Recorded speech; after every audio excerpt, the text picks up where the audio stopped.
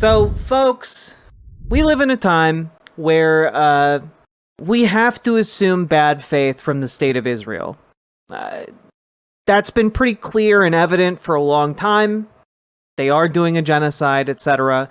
Many people in the mainstream world who aren't as plugged into politics as you or I, there's still this presumption of good faith on the part of the Israeli state. And I think that we need to do more to boost stories like this that demonstrate that that good faith is non-existent. It absolutely doesn't even materialize in any form or fashion. And the reason I'm saying this is because earlier today, Hamas had its negotiating team in Qatar in order to sign and agree to terms that were being put forward and brokered by the Trump administration. The Trump administration said that they had to come out and sign it. The Hamas negotiation team agreed and agreed to meet with Israeli officials, sign this document, make it official, get the peace process started.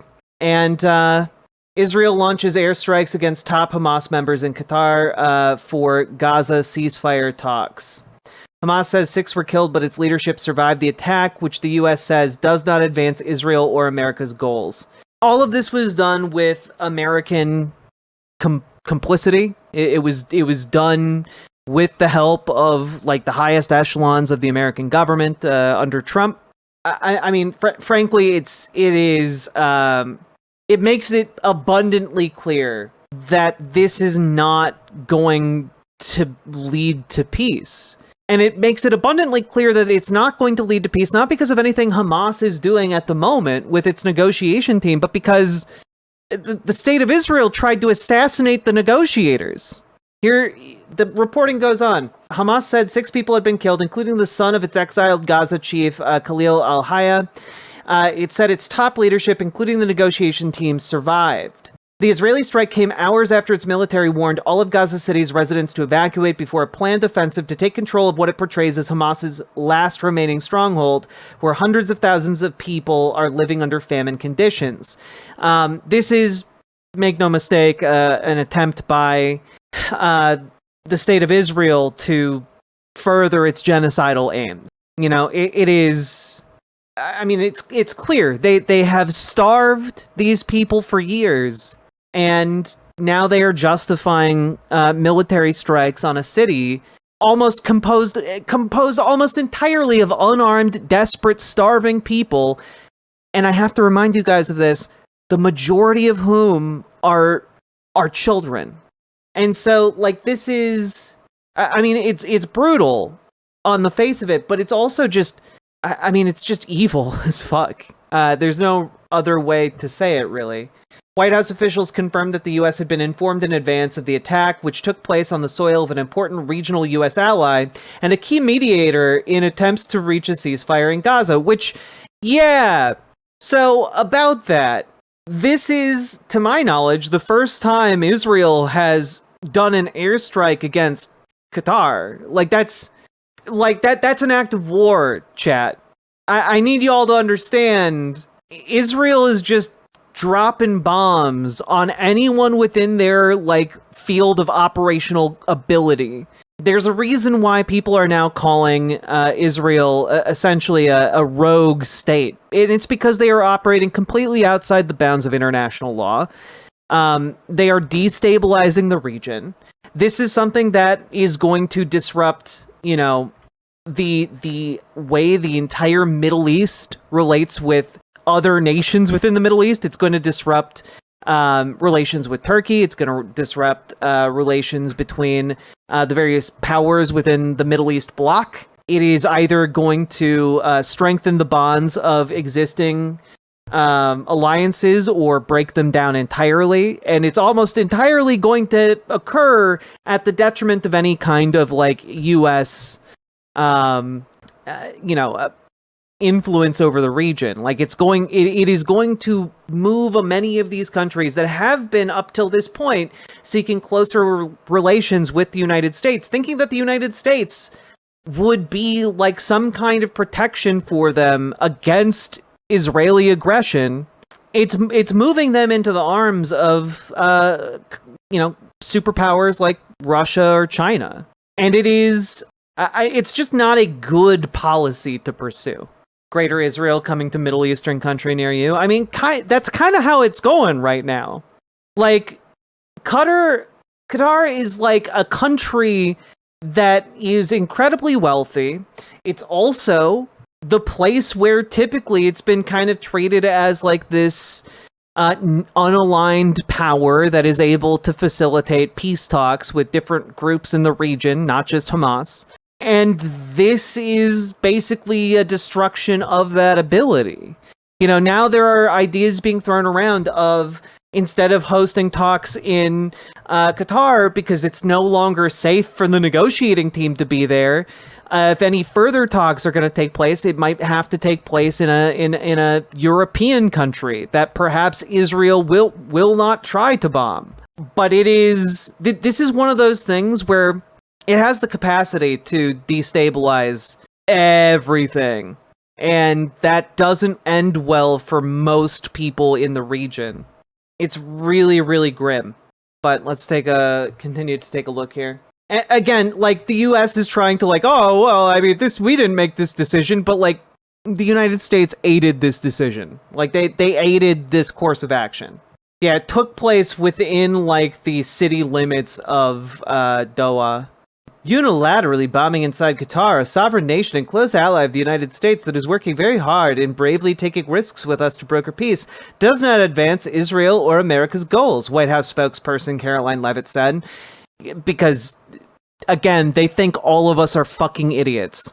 Qatari Prime Minister Sheikh Mohammed bin Abdul Rahman Al Thani blamed Israel for sabotaging what he said were chances for peace, sharply criticizing Netanyahu, whom he said practiced state terrorism. Qatar reserves the right to respond to this blatant attack and will take all necessary measures to respond.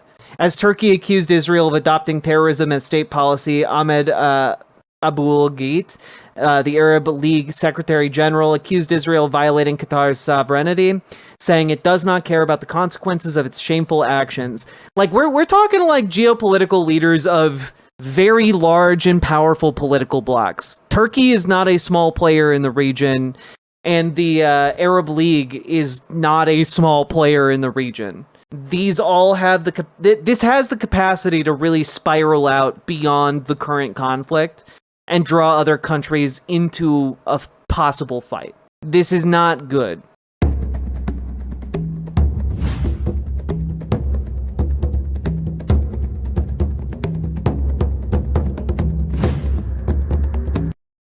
I'm just going to turn off the music. Largely incidental. Just a gigantic explosion in a residential area of the city.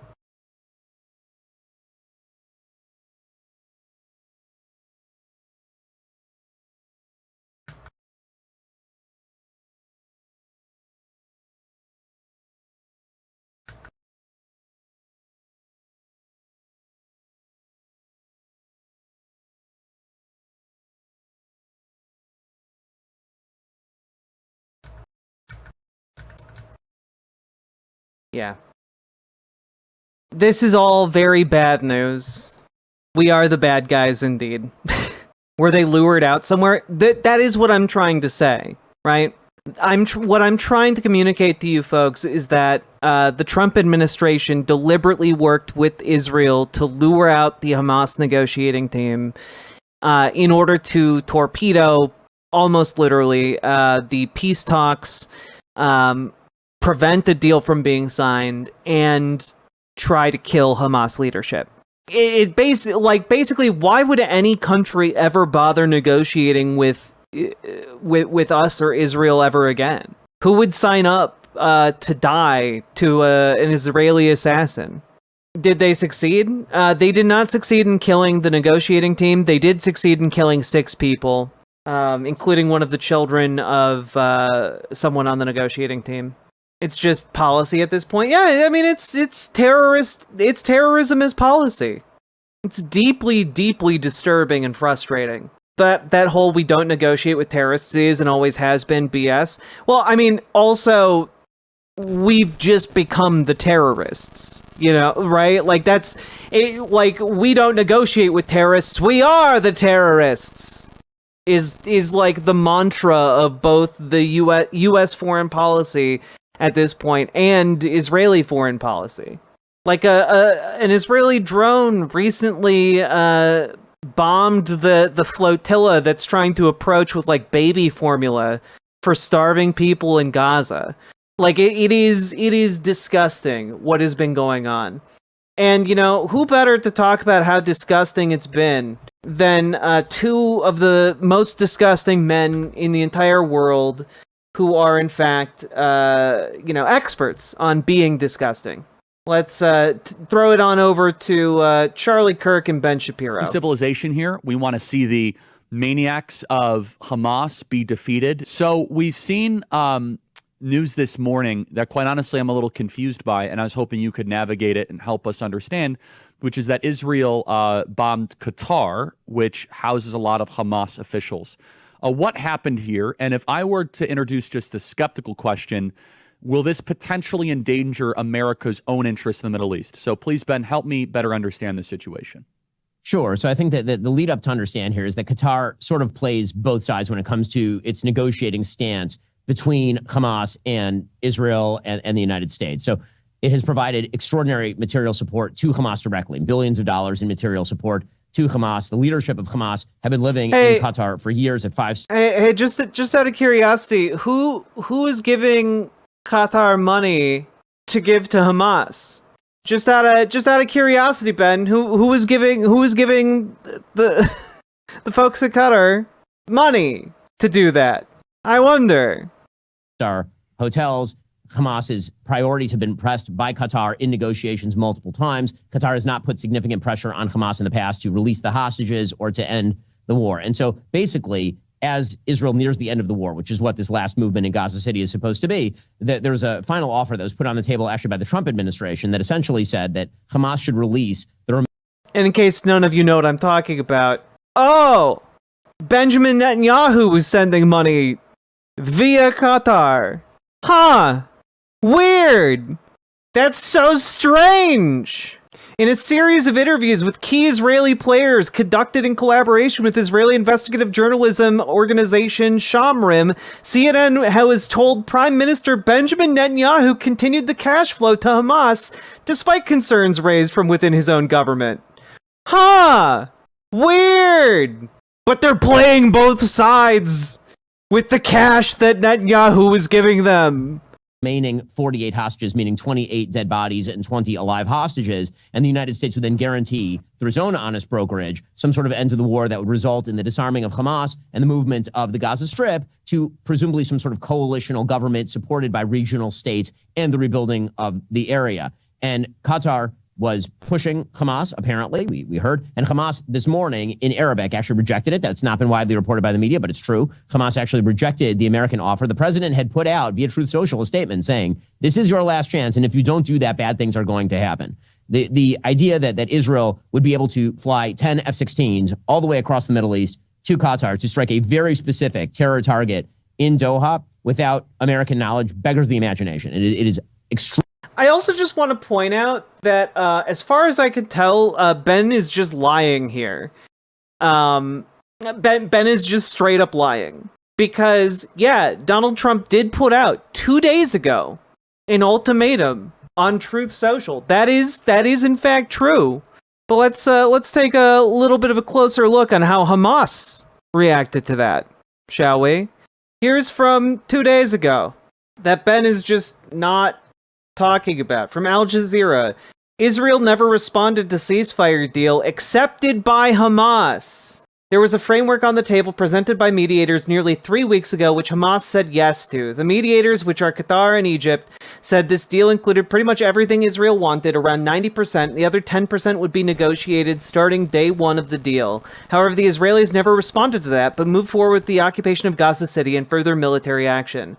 What we are hearing from Israeli media is that Trump's new proposal would see the 48 captives being released on the first day of the deal, something that Hamas said they weren't interested in because they would lose all their leverage with the Israelis.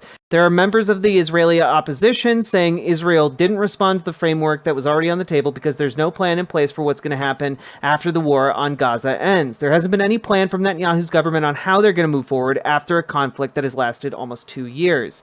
And also, just moving forward here, Hamas welcomed the proposal in an official statement, while U.S. President Trump claimed that Israel had agreed. Israel made no official statement. So, Ben's just lying. Ben is just lying. And not only is Ben lying, his evidence for, like, Donald Trump, like, not accepting anything is that Donald Trump said shit on Truth Social. God. Extraordinarily unlikely, to say the very Hell least. world. It would not be wildly improbable if Qatar knew that was coming as well. You know, that's a really good point, Ben. That's a really, really good point. Maybe let's check on the reporting on that one. Let's take a look. Let me take a gander here. Israel notified U.S. minutes before Qatar strike. So the United States had warning that the mission to strike was go only a handful of minutes before it actually happened. So there was no warning sent to Qatar at all, because of course there wasn't. They struck a residential area of the city. And so Israel struck at the top level of the remaining Hamas in Qatar in an attempt to basically change the negotiating status. So the basic idea here was... Hey, remember when, like, Israel just, like, sent out a bunch of pagers into the wild and then exploded them all across a country, killing innocent civilians in the process? I remember. You know, it's kind of unrelated to anything that's happening here, but, like, it sure seems like a load of horse shit. Sure seems like something terrorists would do. If you will not negotiate, if you refuse to get to the end of this war, well, then maybe we'll find somebody who can. Or maybe the idea is that you're safe nowhere until this war ends. Additional pressure had to be brought to bear, and that's why Israel did what it did. Obviously, I, as well, am on Team Civilization. I'm very happy to see. Yes, Ben. It was a brilliant negotiating maneuver to assassinate the negotiators. Yep, a brilliant ploy to really develop your leverage. An attempted assassination. Yeah. Uh-huh. I bet Ben Shapiro thinks that the assassination of Archduke Franz Ferdinand was just some really high-level diplomatic diplomacy strats. There we go. Nailed it. Hamas's top leaders killed. I hope that as many of them in the... I love that he's just like, yeah, you know, no negotiations, actually. Just kill them all. You know, the best negotiation is a fucking gun. And, like, I don't know, if you believe that, you're putting yourself in real peril as, like, a person in the world. Do you think this sort of content makes your young audience uncomfortable out of curiosity? No, I don't think so. I mean, let me put it this way. I think it does, but I think people need to be uncomfortable. I think a lot of people need to be more comfortable being incredibly uncomfortable.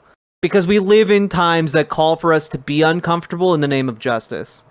In the leadership, with as little loss of civilian life as possible. I hope that as many of them died in this attack as humanly possible. And again, I'd be very surprised. I mean, we do know actually from... And honestly, if discomfort is the highest price we have to pay for justice, like that's a bargain. Contemporaneous reporting that the United States was at least given the heads up on the Israeli operation in the moments before it went. Yeah, this is literally my entire show. The first hour of today's stream was not representation of how it usually goes. I just spent time in Japan, and one of the things that kind of looms over Japan is that Japan, they engaged in an unconditional surrender, that they said, we're done. And they laid down their arms, obviously, after the 2 atomic bombs. Very controversial. People have mixed opinions on it. I certainly do. But that it is... Yeah, the atomic bombs might have played a role. You know, at least in the unconditional surrender. I think the surrender was already in the works with some conditions. Unconditional surrender. Is that what Israel is aiming for here? I suppose that is a question that I get a lot on campus. What does success look like? Hey, because Speed I Razor. think we could all agree a long war is not good for Israel. I do appreciate like the question being asked, like, well, what is the end state you're looking for? Long drawn out war, and we're coming towards 2 years in about a month, so it's been about 23 months. So what does ultimate success look like in the Gaza Strip? So my main critique of the Netanyahu administration in Israel and the Netanyahu government is they didn't move faster. I think this should have been a much more accelerated process. Israel set out at the beginning of this war with two goals, as articulated by the Israeli government.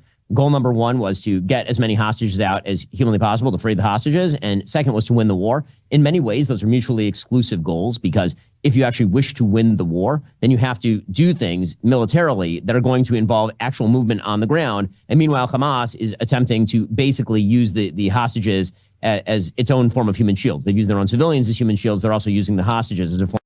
Again, the human shield thing has never ever made sense to me. And the example I tend to go with is, again, like Die Hard. Like, we all watch the movie Die Hard, and we don't watch the ending of Die Hard and see John McClane just gun down his wife, and in order to kill Hans Gruber. Like, that's not what we see in the movie, because you don't just fucking kill hostages. If someone is using a human shield, you don't just murk the human shield, because that human shield is a goddamn person. Of human shield. And so as you came to the end of the war, this was always going to be the question, is how the war kind of came to its final terminus. The priorities that Netanyahu has laid out publicly include essentially, basically, it's let the hostages out, and there can't be a future military threat to Israel. Those are, if you have- Also, just, if we're going to talk about human shields for a minute, let's see. Just, this is from the AP back in May of this year. Israeli use of human shields in Gaza was systemic. Soldiers and former detainees tell the AP. And we talked about this a few months ago, but basically, Palestinian prisoners would be used as actual human shields by military units deployed into Gaza. Yeah. The only time the Palestinian man wasn't bound or blindfolded, he said, was when he was used by Israeli soldiers as their human shield. Dressed in army fatigues with a camera fixed to his forehead, Ayman Abu Hamadan was forced into houses in the Gaza Strip to make sure they were clear of bombs and gunmen, he said. When one unit finished with him, he was passed to the next. They beat me and told me, you have no other option, do this or we'll kill you, the 36-year-old told the Associated Press, describing the 2.5 weeks he was held last summer by the Israeli military in northern Gaza. Orders often came from the top, and at times nearly every platoon used a Palestinian to clear locations, said an Israeli officer speaking on condition of anonymity for fear of reprisal. Several Palestinians and soldiers told the AP that Israeli troops are systematically forcing Palestinians to act as human shields in Gaza, sending them into buildings and tunnels to check for explosives or militants. The dangerous practice has become ubiquitous during 19 months of war, they said.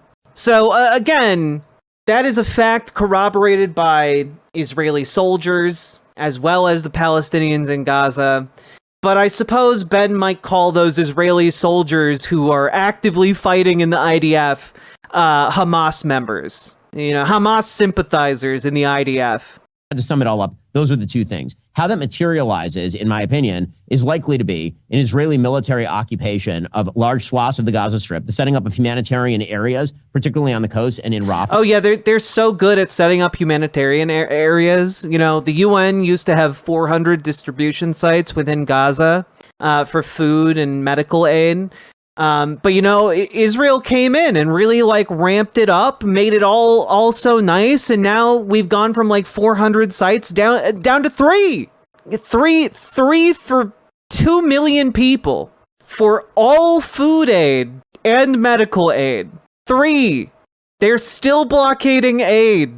In which and an American military contractor who is working those aid checkpoints has talked extensively about seeing children gunned down by IDF forces who were working alongside him, who were just spraying gunfire into crowds of people. He described seeing grenades thrown into crowds of people. He described seeing rockets shot at groups of people.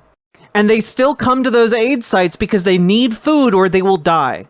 And those aid sites, all three of them are in active combat zones. Humanitarian aid is provided, a pathway out for people who actually want to leave. This is the only conflict. If only there could be a pathway out for people who actually want to leave right now. If only one of the main aggressors in this one of the main occupiers in this conflict didn't control all of the entries and exits into the area. If only that were possible. You know, if only Israel could just wave a magic wand and open a bunch of different routes into and out of the country. Oh, wait, they do control all of the entries and exits into the Gaza Strip. That's weird, isn't it, Ben? Palestinians aren't allowed to leave by the Israelis. Of which I'm aware on planet Earth, in which there are outside countries telling people who would like to leave that they literally cannot. The Trump administration has been trying to facilitate the ability of people who want to leave to do so, and has also been trying to facilitate the attempt to take the moral high ground when Israel controls literally all entry and exit into the Gaza Strip at this point is sickening to me. The entry of not only humanitarian aid, but investment into the areas that have been cleared of terrorists, and then you can see some sort of Hamas-free rebuilding. That would be the goal of the end of the war. Now, my understanding is that the sort of last untouched area of the Gaza Strip, in terms of Israeli serious military operations, is Gaza City. It's why there's been so much focus on Gaza City. Last I heard, Israel already controls something 40 to 50% of the territory in Gaza City. They've been warning people to get out for at least a couple of weeks now. Hamas has been stopping people at checkpoints and turning them back and shooting them if they don't stay in the city to be used as human shields by Hamas. So that's the current situation on the ground. What other... Yeah, not like the Israeli military would use human shields. Not like the Israeli military isn't stopping people and turning them back to go into war zones to die. Feedback or criticism would and you... that's just me like taking what he says at face value, and given the amount of lies he's already told, I'm not confident that he is spouting accurate information about that one. Have about this situation. I know that it's impossible for anyone to listen to everything that you ever say, but looking at this from an American perspective, what else would you say? By the way, I love that Charlie asked, like, how do you see this all shaking out? And Ben is like, well, you know, Israel has to occupy large sections of the Gaza Strip. Oh, you mean like what they do in the West Bank, where the settlements have just steadily expelled people over a long period of time? So like a slow rolling genocide. Like, I'm sorry, if you're going to occupy an area the size of a country for 50 years, 60 years, and not give the people who live there voting rights, you've just created an apartheid state. Like, you have de facto control over that territory. You are just creating an apartheid state where certain people who live there have the rights and privileges of being citizens, and certain people don't. Things could have been handled differently, maybe on the PR front, maybe also just on a conduct front.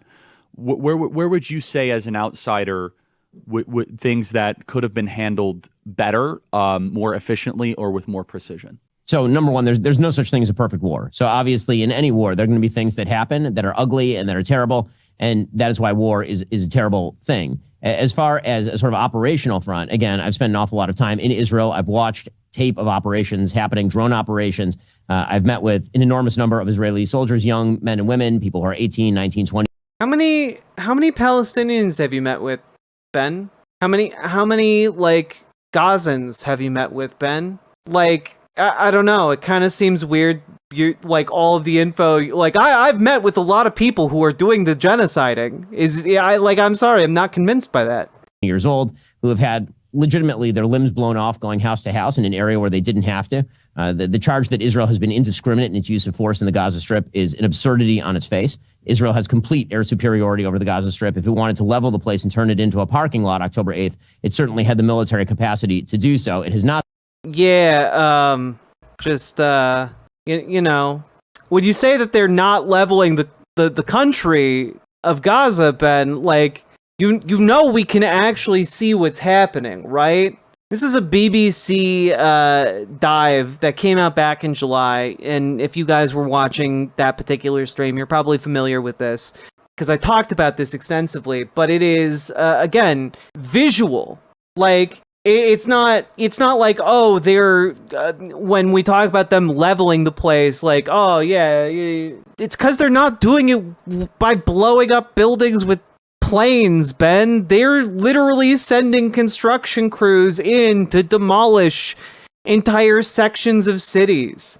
They have armored construction equipment to, like, destroy this. And, like, we're talking, like, the artillery strikes, the bombing runs, the drone strikes, etc., have caused massive destruction. Like, something like 90%, 95% of all residential buildings are currently destroyed. But that's not enough. That isn't enough for the IDF. It's not enough for Israel as a state. They have to send in construction equipment to destroy the ruins and actually level the city. In recent weeks, Israeli forces and contractors have leveled large swaths of Rafah. I mean, look at this. An analysis of damage by academics Corey Schur and Jaman van de Hoek found the destruction in Gaza since April has been most concentrated in the region. Look at that. Fucking tell me that we're not doing indiscriminate bombing. Fuck you. Fuck you, we have eyes. Controlled explosions, excavators, and bulldozers have obliterated whole areas. Look at that. Now, I also want to bring this up as a point against what Ben is saying here. Israel claims its military has operational control over large areas of the Gaza Strip, which are now militarized zones or have been under evacuation orders. And I'm just wondering here, if you are in Gaza City and they're telling you to evacuate, and the city is surrounded by IDF forces that are going to shoot on sight, how are you supposed to get out of Gaza City to go south to the safe areas? How are you supposed to do that? Weird. What a conundrum. Schools being leveled. I mean, like, damn, it is bleak. You can see a comparison from March to July of this year. In March, many of these buildings, at least still nominally standing. As of July, almost all of them are gone. So, I don't want to hear this from Ben. It's just a lie. Not on that. Instead, it has sacrificed legitimately 1,000 of its own young men, particularly in these areas, and thousands more who are wounded for the rest of their lives, going house to house in an attempt to prevent all that, and is currently shipping in 4,400 calories per day per person into the Gaza Strip, much of which is then stolen by Hamas. So that is not to say. Again, Ben is still regurgitating this lie when even like one of the most pro-Zionist publications in the United States, the New York Times, has debunked it. Literally, no proof Hamas routinely stole UN aid, Israeli military officials say. That's according to the Israeli military. Ben is regurgitating a lie that even the IDF isn't willing to, like, put their name on. That's crazy. Say that any war is perfect. This war has been conducted in about as meticulous way as any urban war in history. Just because war is ugly doesn't mean that it's being fought wrongly. And I think that the main mistake that Israel has made is misunderstanding how public relations works, in the sense that they couldn't have presented this war in a better, kinder way that people would have loved. What they could have done is move faster. And the reality is that the American way of doing war is to win as fast as possible. And we don't like long, drawn-out occupations. We don't like long, drawn-out military operations. That's true in Iraq. It's true in Afghanistan. It's true in Ukraine. It's true in the Gaza Strip.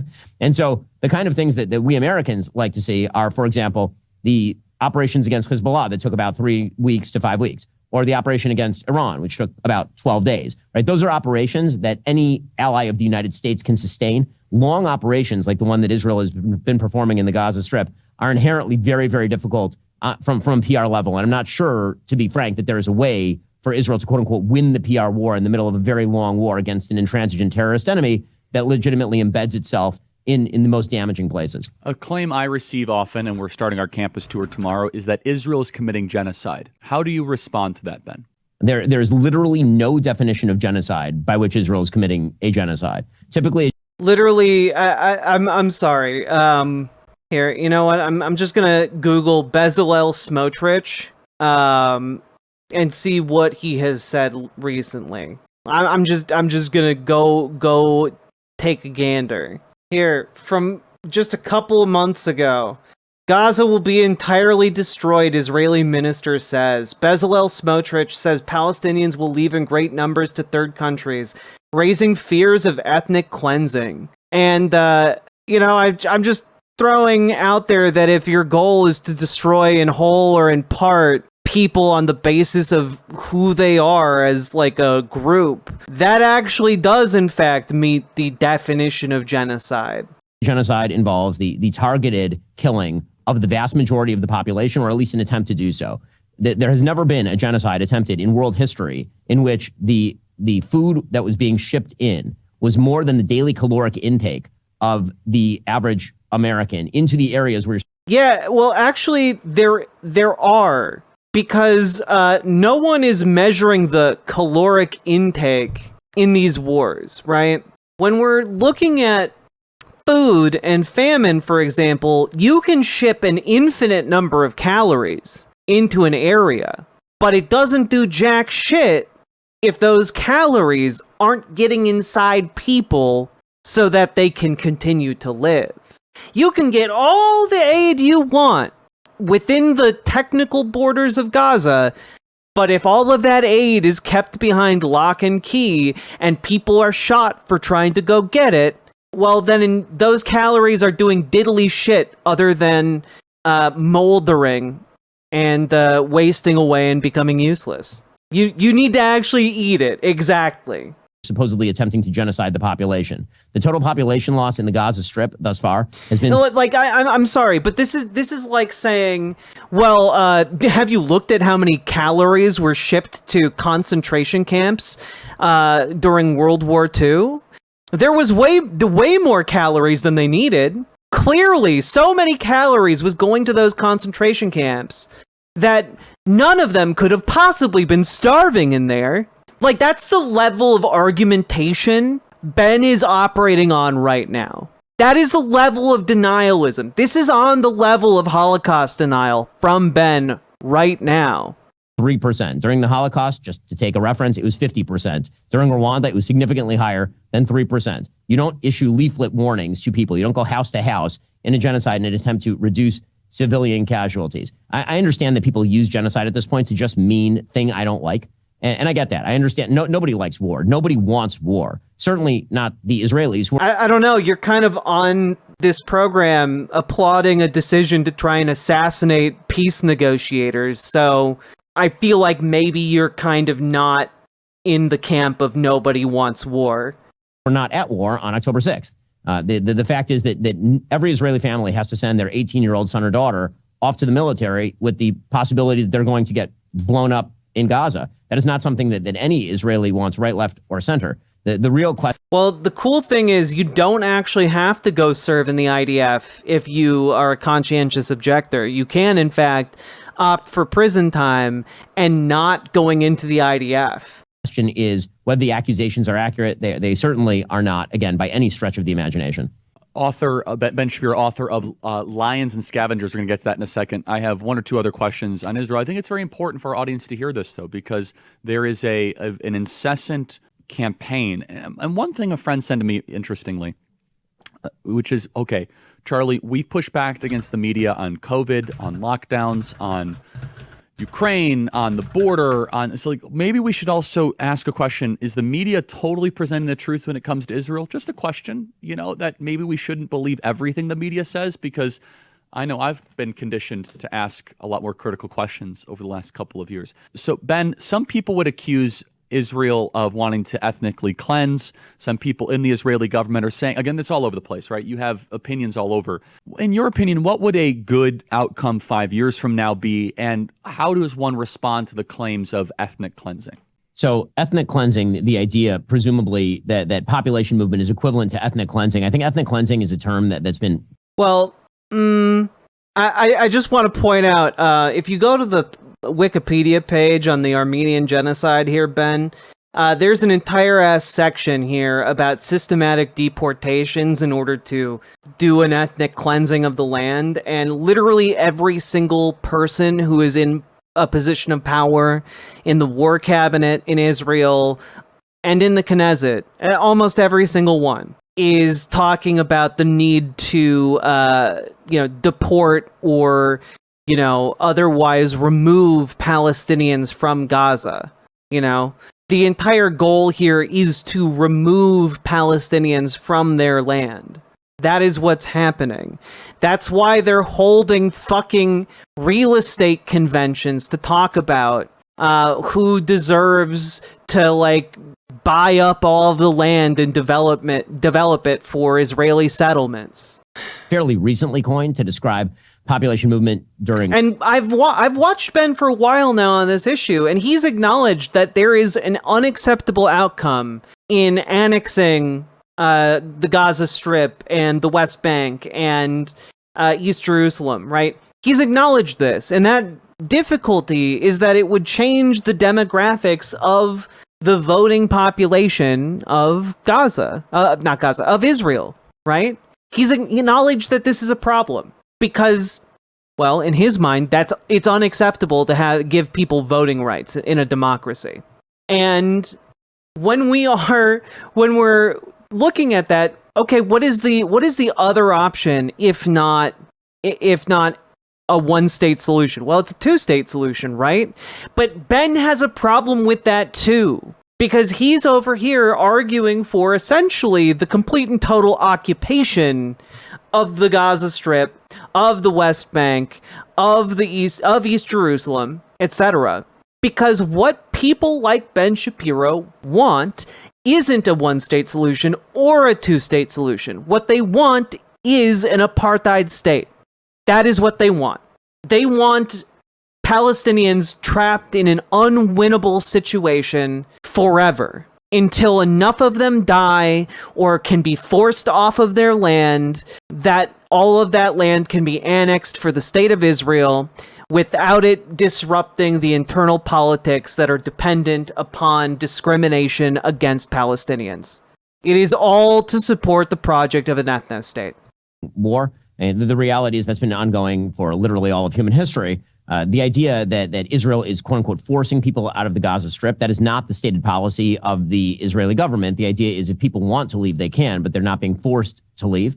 Again, moving people out of heavily urbanized areas that are honeycombed with terrorist booby traps pretty much everywhere is not the same thing as, quote unquote, ethnic cleansing. And I think that ethnic cleansing is very often used as sort of a softer form of the genocide attack. The idea being that Israel is trying to kill everyone, which of course is not true. As far as your earlier question about what we believe from the I don't know, man. Like, he's talking about oh, no one's telling you to leave. This is literally a story from today. Leave now, Netanyahu tells Gaza City residents.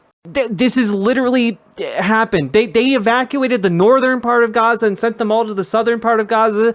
They then sent everyone from the southern part of Gaza to the northern part of Gaza, and it's all moving these people around at the barrel of a gun. And Ben is just well, that's just not happening, and he's just lying. He's a liar. Yeah, one of the things that I find kind of astonishing in some of the folks on the right who are highly critical of Israel is actually the lack of the lack of skepticism when it comes to legacy media. Legacy media are radically anti-Israel overall. The New York Times can certainly not be accused of being a pro-Israel outlet. It'd be very difficult to make the accusation that the Associated Press, which has worked hand in glove with Hamas for years, or Reuters, that these are wildly pro. Yeah. The New York Times and the Associated Press are both allied with Hamas. Pro-Israel outlets, and yet when it comes to the reporting, it seems to be sort of the opposite. Ben, so the perception. Hey, it's just awful. Ben will call anyone who disagrees with him Hamas. It's really comical, almost. In his mind, B'Tselem, a Jewish humanitarian organization, is Hamas. Haaretz is Hamas in Ben Shapiro's eyes. This is all insane to me. The legacy media is like owned by the Jews. And I was going to say, Ben, come pro-Israel. on. You Jews own the media, Ben. So, I mean, come on. As you could tell by all the wonderful headlines you guys get. Oh, you could see Ben get a little bit uncomfortable there. You could see Ben get a little bit uncomfortable there. Because here's the thing. Charlie Kirk is like a Christian nationalist. And he knows that his audience is virulently anti-Semitic. So he knows that he can make that anti-Semitic joke to Ben. And he also knows that Ben is largely aligned with him in a number of different ways. So Ben isn't going to say shit to him about it. But Ben wasn't expecting that. You know, dude, the accusation that we own the media has not prevented, the Daily Wire from employing people who radically disagree with me on all of these matters. I mean, I don't agree with Matt Walsh on foreign policy. Like, he immediately got defensive about that.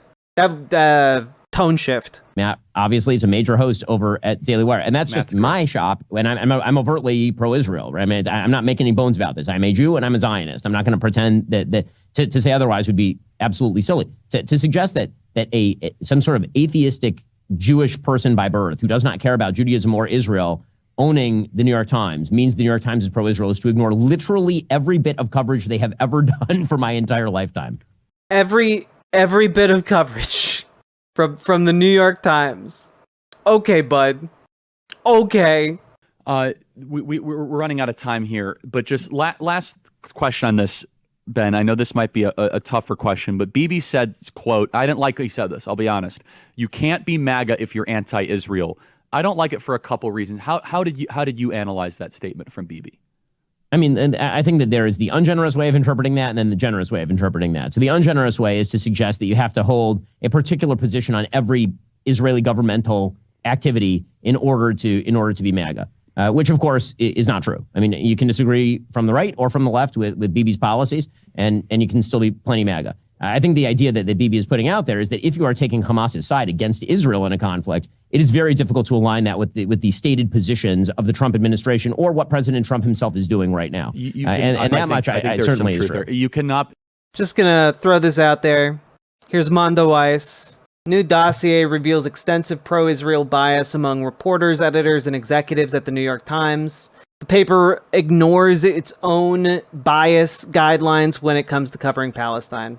I don't know. Seems like maybe Ben is a bit salty about coverage that is even slightly critical of what Israel is doing.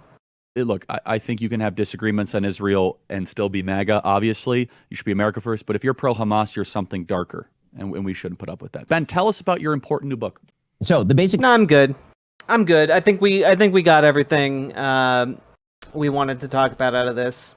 It's a deeply soul-crushing situation. And, I mean, it's something that the attacks on Qatar are... I mean, it's drawing like every nation on Earth that even if they didn't have a dog in this fight, like they are all condemning this because it is a unilateral act of war against another nation in order to assassinate a peace talk delegation. It's genuinely, I mean, it is unspeakable, and yet we must speak of it. We are all complicit with it, sadly. So I'm going to end with my traditional call to action here, folks. Get involved in your local political scene. Get involved organizing with folks in your area. I don't care if you're organizing at a soup kitchen. I don't care if you're organizing with your local Dems. I don't care if you're organizing with your local DSA. I don't care if you're organizing with your local Working Families Party. Organize and start working our way up. Work your way up. Build that power and actually fucking use it to change our, not just our immediate society for the better, not just our towns, not just our cities, not just our states, not just our internal well-being in this country, but also so that we can change how this country interacts and treats other nations around the globe and what this country allows to happen around the globe. Because we are currently complicit in a genocide, and we need to make that stop yesterday. Riverboat Jack is coming to town. All the viewers gather round. Twitch and YouTube and swishy streams. All that content is bursting the seams. Politics, dating, plenty more. Your sense of fashion you'll adore. So grab your stuff and hop aboard. We're going straight to Jack's Discord. Riverboat.